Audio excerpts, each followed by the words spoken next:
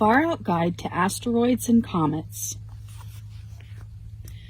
Introduction. A chunky cloud swirls around our new sun 4.5 billion years ago. The cloud of gas, dust, ice, and rock were leftovers from the sun's birth. Most of the early solar system scraps bumped and clumped into big balls. They grew into planets and moons. But some of these ancient leftover chunks of rock and ice are still around. We call them comets and asteroids. You will learn lots more far-out facts about them in this book. Just keep reading.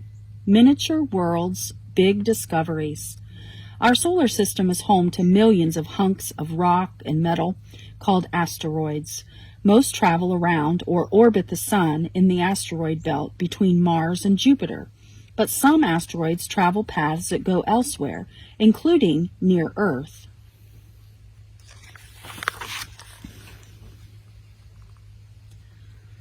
Beyond the planets are many billions of comets. Comets are icy hunks of frozen rock and dust. All comets orbit the sun along long oval-shaped paths. When a comet nears the sun, its ice warms and changes to gases. Its tail-like stream of gases and dust shine with reflected sunlight. While most comets orbit at the solar system's edge, others come nearer to Earth, like famous Halley's Comet. Comets and asteroids have changed little since the newly made solar system left them behind. Billions of years of storms, volcanoes, and other events changed the planets, but the stillness of space preserves comets and asteroids. They are full of clues about the young solar system. Scientists study comets and asteroids to find out how solar system began, how it has changed, and how the planets and moons formed. They also keep an eye on asteroids and comets to make sure one does not hit Earth. Chapter 1. Tracking Space Rocks.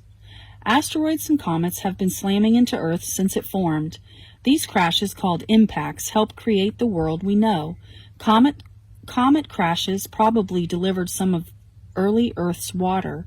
They also likely brought the chemicals needed for life. 65 million years ago, an asteroid the size of Mount Everest crashed into the southern Mexico. The explosion threw a lot of sky-darkening dust into the air. The climate cooled, the dinosaurs died out, and mammals, including humans, evolved to take their place. While asteroids and comets impacts shapes our world, a giant impact could tear civilization apart. Fortunately, scientists are on the lookout. Incoming. Small space rocks enter Earth's atmosphere all the time. As they fall, they burn up, creating streaks of light called meteors. Space rocks the size of a car and larger do not completely burn up, speeding towards Earth many times faster than a bullet. They glow with fiery heat and slam into the ground with bomb-like force. The exploding space rock creates an impact crater 10 to 20 times bigger than itself. An asteroid the size of a football field could destroy a large city. Rocks of this size hit Earth every 1,000 years or so. The most worrisome are the most rare, the really big asteroids. The asteroids that ended the dinosaurs was about 10 kilometers, 6 miles wide. An impact this big only happens every few million years on average. How can we know when a dangerous comet or asteroid is coming? That is the job of the NEO program. Most asteroids and comets orbit far from Earth. Those that do travel close to Earth are called near-Earth objects, or NEOs. The NEO program finds, tracks, and studies these nearby objects. It's our job to make sure that none of these objects are getting dangerously close to the Earth, explained Don Yeomans. Yeomans is a comet and asteroid expert who worked on spacecraft missions to NEOs. See near and deep impact missions on the asteroid and comet timeline of exploration and discovery on page 25. Now he heads the NEO program's team of scientists searching the skies with the telescopes. We discover these objects. We try and determine what they're made of, where they're going, and just how much damage they might be, Yeomans explained. Unlucky asteroid. NEO program scientists have discovered more than 5,800 objects so far, 750 of which are more than 1 kilometer, 0.6 miles wide. About 1,000 of the NEOs could cause trouble for Earth someday. One NEO everyone is watching is asteroid Apophis. It's an object about 270 meters long. That's 886 feet. That's going to make an extremely close approach to the Earth on April 13th, Friday the 13th, 2029, says Yeomans. When the 20 million ton asteroid Apophis was first discovered, scientists thought it had a good chance of hitting Earth in 2029. A land impact that size could destroy a country the size of England. An ocean impact could make big waves big enough to wash away much of California's coast. But after studying Apophis more, the asteroid became less of a worry. It's much like predicting a hurricane, explained Yeomans. When it's first spotted, you don't know where it's going to hit. As you get more and more information on its track, you can predict where it's going to go. Fortunately, the updated information on Apophis's path has it missing Earth. Apophis is not really a threat, Yeomans says. While the asteroid will not hit Earth, Apophis will pass close enough in 2029 to see, with the naked eye, over Europe and North America. It's going to be quite a sight, says Yeomans. Mark your calendars. Nudging away doom. What can be done if or when scientists do spot a NEO that is on the crash course with our planet? Sending a missile to blow it up would likely make things worse. Instead of one asteroid coming towards Earth, we could end up with many still dangerous space rocks on the way. A safer way would be to change its speed or course long before it reaches us. Slow it down or speed it up so that in 20 or 30 years, when it was predicted to hit the Earth, it would be changed just enough that it would miss the Earth, said Yeomans. Scientists and engineers have some ideas on how to nudge a NEO out of the way. How would you do it? Whatever plan is picked, scientists and engineers will need time to put it into action. Finding a NEO that is going to crash into Earth tomorrow does not help anyone. We need to know about troublesome NEOs long before they get here. An object like Apophis is just the tip of the iceberg, said Yeomans. My concern is the tens of thousands of these objects that we haven't yet discovered, and that could take us by surprise if we don't discover them. That is why the NEO hunters keep searching, tracking, and studying what is out there. We don't let down our guard, not even for a day, said Yeoman. Facts about asteroids. Facts about comets. Asteroids and comet timelines of exploration and discovery. Chapter 2. Comets up close. A comet is a sight to remember. People have carefully recorded comet sightings since ancient times. These days, spacecraft are giving us a closer look at comets. The new discoveries being made by the space probes are rewriting the book on these icy scraps from the early solar system. A comet is an icy object that orbits the sun. It has three main parts: nucleus, and tail. The nucleus is kind of like a big dirt-covered lumpy snowball. It is made of frozen water and other ices covered in a dark crust of dirt and gravel. When a comet travels near the sun, the heat melts the ice and changes some of it into gas. Jets of gases and dust burst through holes in the nucleus crust and create a cloud called a coma. Solar winds and rays push the cloudy coma away from the sun like a fan blows away smoke. This creates a long tail of gases and dust. It is a comet's coma and tail that glow. Their gases and dust reflect light and shine. What exact ingredients make up the dust in a comet's tail? Peter Xiao is a scientist on a space probe mission that aims to find out. Stardust brought comet pieces to Earth. Getting a sample from a comet but not landing on it is probably the best chance we have of discovering what the solar system was like 4.5 billion years ago, said Xiao. Catch a comet tail.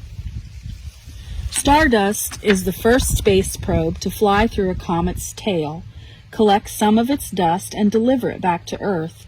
A comet dust collector was attached to the spacecraft. The collector looks like an oddly shaped ice cube tray.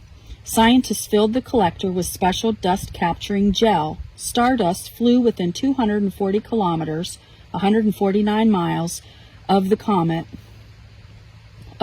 Wild 2. First, it photographed some stunning scenery. The picture showed a solid object covered in craters and towers of rocks. Comet Wild 2 is not simply a big dirty snowball. Next, it was time to collect comet dust. Stardust opened its capsule and held out the collector. The spacecraft safely flew through Comet Wild 2's tail of fast-flying dust and gases. Luckily, none of the larger pea-sized chunks hit the spacecraft. The gel inside the collector filled with tiny bits of comet tail dust. Then Stardust packed up its collector and headed home. Holding on to the past. After traveling for 7 years and 3.2 billion miles, Stardust arrived back above Earth in 2006. Peter Xiao was one of the many nervous Stardust scientists. I have been waiting 25 years for this time, Xiao told reporters. Fortunately, all went as planned. Stardust released its precious capsule of collected comet bits. It parachuted safely down to the Utah desert. Some of the Comet Wild 2 had arrived on Earth. Stardust scientists popped open the capsule in the laboratory. Xiao knew right away that they had what they wanted. Millions of trapped comet dust bits had made tiny tracks in the gel, like pebble-pelted jello. This is the first time a human eye has seen comet dust, said Xiao. It may help us to find clues on how the solar system formed. Scientists around the world have begun studying the Stardust comet dust. What are they finding? The dust contains at least one important building block needed for life. There are also some big surprises. Many of Comet Wild 2's particles formed near our sun when it was very young. So how did they get into the comet out past the planets? It seems we have much more to learn about the solar system, said Xiao, and more to learn about the comets. Luckily, Stardust is still on the job. It's already on its way to meet up with another comet, Tempel-1, in 2011. Chapter 3. What's next for comets and asteroids? There is much more to learn about comets and asteroids, and a number of spacecraft are on their way to making new discoveries. Space probe Deep Impact will arrive at Comet Hartley 2 in 2010. Stardust will reach Comet Tempel-1 a year later. These two robotic explorers will study the comets as they fly by, but another is on its way to the first ever comet landing. The Rosetta spacecraft is now on a 10-year trip to Churyumov-Gerasimenko, a 4-kilometer, 2.5-mile wide comet. Its mission is to study how comets change as they near the sun. We have so many questions about the origins of the solar system and the origins of life, and possibly life on other planets in our solar system, said Rosetta scientist Claudia Alexander. Comets might provide key clues to some of these questions. Once Rosetta gets there in 2014, the spacecraft will send a separate lander down to the comet's nucleus. Meanwhile, Rosetta will orbit Comet Churyumov-Gerasimenko as it travels closer to the sun, studying how the melting heat and solar rays changed it. Mission to monster asteroids. Like comets, asteroids are time capsules. They hold the history of how our solar system formed. Asteroids, very much like those still in the asteroid belt, once clumped together to help make the planets 4.5 billion years ago. A spacecraft called Dawn will find out what these leftovers are made of. Dawn is now on its way to the asteroid belt. Its mission is to study two of its largest members up close, asteroids Vesta and Sieres. These big asteroids are like baby planets that stopped growing billions of years ago. They quit clumping with other asteroids when Jupiter was formed. Dawn's first stop will be Vesta in 2011. Vesta is a big chunk of dry rock and metal with a very hot past. The asteroid has marks of ancient lava flows and oceans of melted rock. That's interesting and a bit puzzling, said Dawn scientist Chris Russell.